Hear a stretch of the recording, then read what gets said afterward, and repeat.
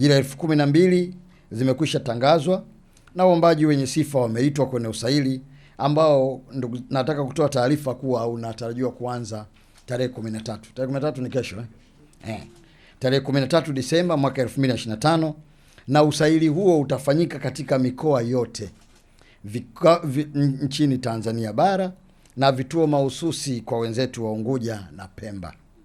Na katika eneo hili labda nieleze kidogo tu waandishi wa habari. Usaili sasa hivi unafanyika katika ngazi zote, yani katika kila mkoa unafanyika. Kwa hiyo wale ambao wanaishi Kigoma hawana sababu tena ya kutembea toka Kigoma kwenda Dodoma, au mtu anaishi Tanga atembee aje Dar es Salaam. Hiyo haipo tena sasa hivi. Kwa hiyo sasa hizi watu watafanya hizo usaili katika mikoa yao huko waliko.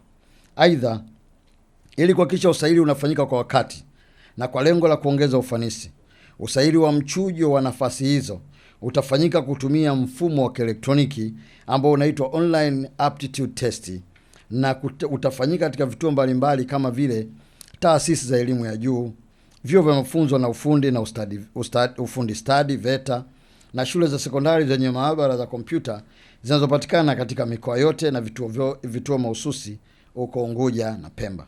Nitoe rai kwa waombaji wa nafasi hizi kuangalia katika akaunti zao za mfumo wa ajira poto ili kujua vituo walivyopangiwa kufanya usahili. Na moja ya jambo jingine ambalo labda ningesema katika eneo hili, mnapoitwa kufanya usahili, wale ambao watabahatika kuitwa, utaratibu wetu ni kwamba unatakiwa uende na vyeti pia original.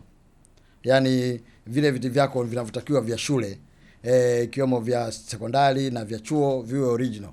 Sasa wakati mwingine unakuta mtu anafika kwenye kituo, anafika pale hana vyeti hivyo, anaanza kulalamika. Sio jambo ambalo tunalitaraji litatokea.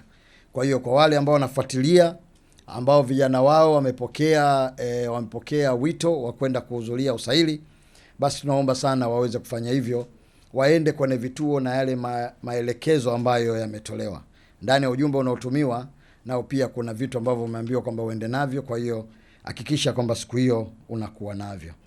Lakini pamoja na hilo pia nataka kutoa taarifa kwamba zoezi hili Mungu akitujalia heri tunataraji kulikamilisha mwezi Januari. Kwa hiyo sisi kwa spidi ambayo tumeanza wizarani pale, manake kabla siku 100 zile za Mheshimiwa Rais ambazo alizisema jambo hili litakuwa limekwisha. Kwa hiyo mnaweza kuona kwamba sasa serikali ya awamu ya 6 kipindi cha pili inakwenda kwa spidi ya namna gani chini ya uongozi wa Mheshimiwa Dr. Samia Suluhu Hassan. Kwa hiyo Januari kitakachofanyika ni kupangiwa watu vituo vyao, na bahati nzuri zaidi najua saizi katika dunia ambayo iko kidigitali, hata ile placement yenyewe utaipata kwa njia yako ya simu.